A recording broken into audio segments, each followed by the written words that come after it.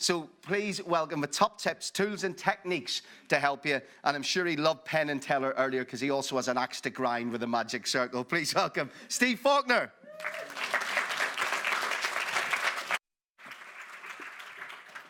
Oh God, this has been a really weird day. I'm gonna be a bit vulnerable now.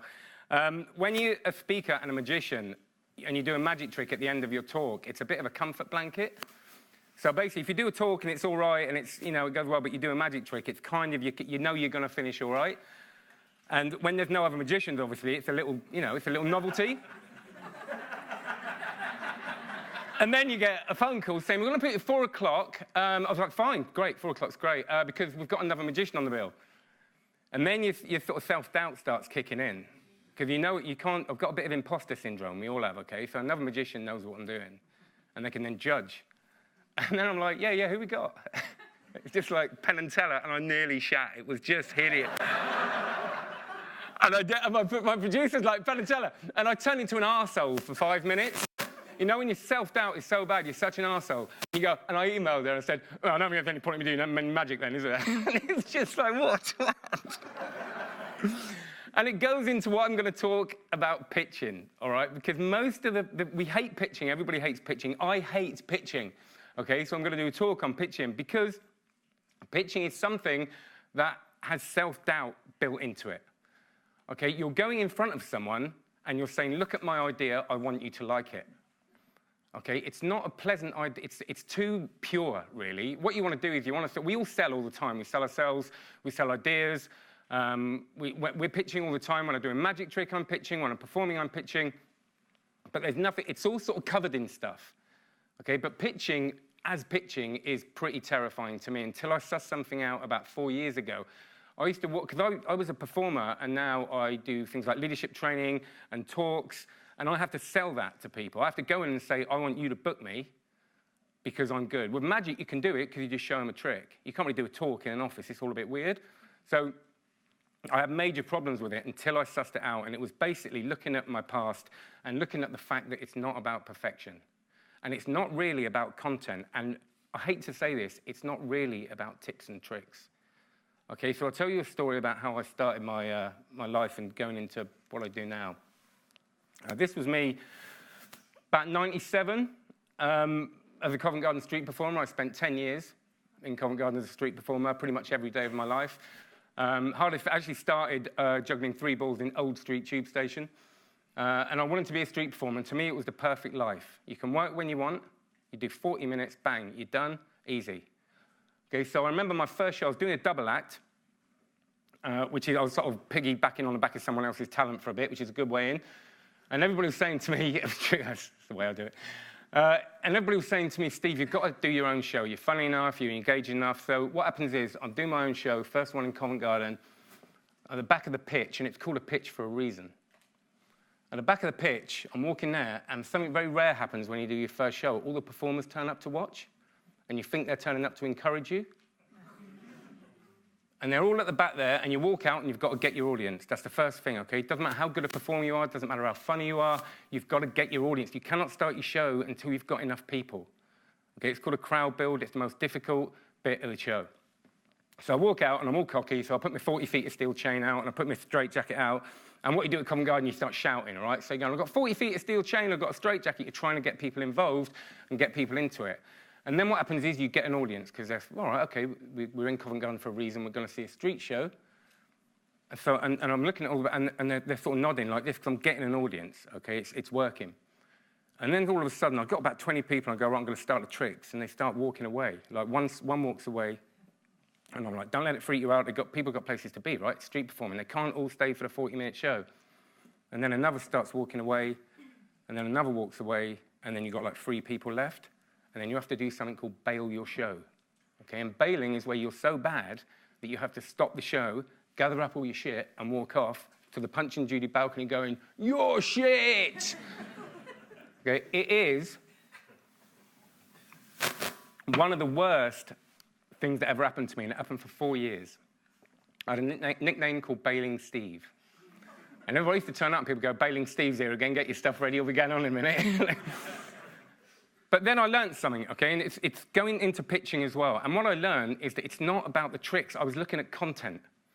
I was looking at and I was looking at me and all the other performers that are doing really well. And I'm doing the tricks, I'm doing the juggling, I'm doing the straight jacket. I'm doing the same lines, all right? We've got a lot of generic lines on the street. Why isn't it working? And I went to Australia and I sussed it because I relaxed and I was just having a good time. And I realized it wasn't the content. It was my demeanor. It was my manner. And it was my self-belief. And basically, all I had to do was have a good time, and all I had to do was be myself. And you talk to any stand-up comedian, when you walk on stage, you'll pitch him for the first 5 minutes. If you've got a 5-minute spot, I'm not talking about if you're Peter Kay, but if you're walking, nobody knows who you are, you've got to walk on, and you've got to pitch, you've got to sell yourself, and the only way you do that is to be yourself. And then I took that learning into the next bit of my life, which was close-up magic. Same thing. I got the tricks. Why isn't it working? Why aren't I getting the gigs? Why aren't people reacting like this? And again, it was because I was looking at the content. I was looking at the tricks. I was looking at all those things that I did, and I realized that the only way you get that is by being authentic. Okay? It's not about, and then speaking, the first gig I ever done this was, first speaking gig I ever done, and it was the first time I realized that it wasn't about content, it was about authenticity, it was about vulnerability, it was about being myself, it was about telling you my stories. And that's what it's like with a pitch. Now, I'm going to give you a little bit of a technique content. If you're going into a pitch, there's only 4 things you need to know. I'm going to do this very quickly. Can I have the gentleman here? What's your name, please? Me? Yeah. Dan. Dan, can you come up? Give him a little round of applause.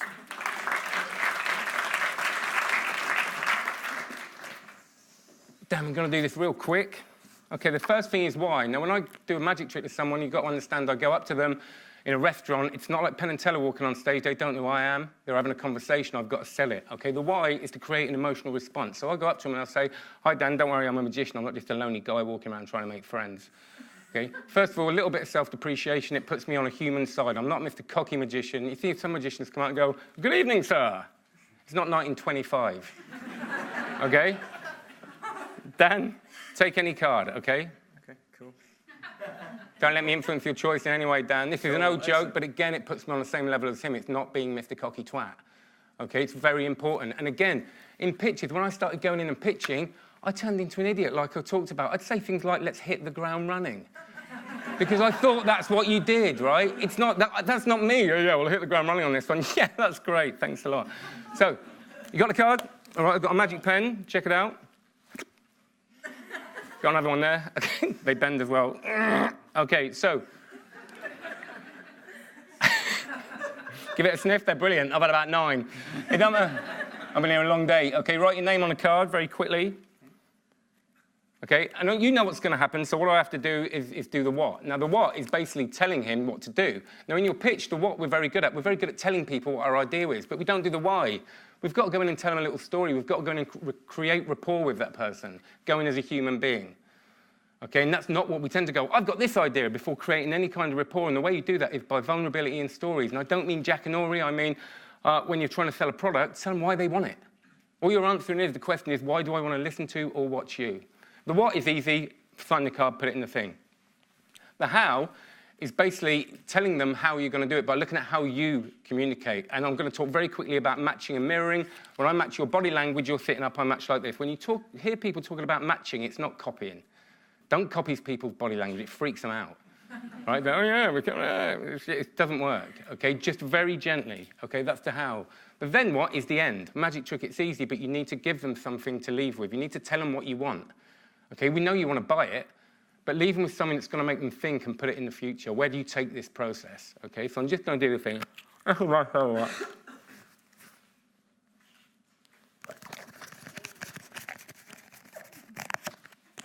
Boom. I fucked it up.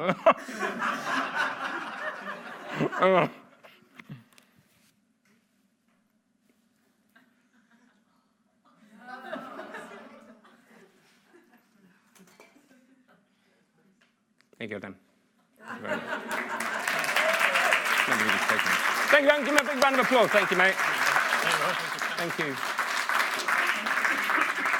Okay, ladies and gentlemen, tips and tricks are brilliant, but learn to be yourself. It takes a long time to understand that you are a beautiful human being with your vulnerabilities and your stories and your passions, okay? If you're selling something you believe in, that is enough, okay? You are enough. You're better as you. Don't try and be the pitcher. Don't try and be the businessman. Just go in as you with your passion, and that, I promise you, will be enough to sell your thing. Thank you very much. My name's Steve Faulkner.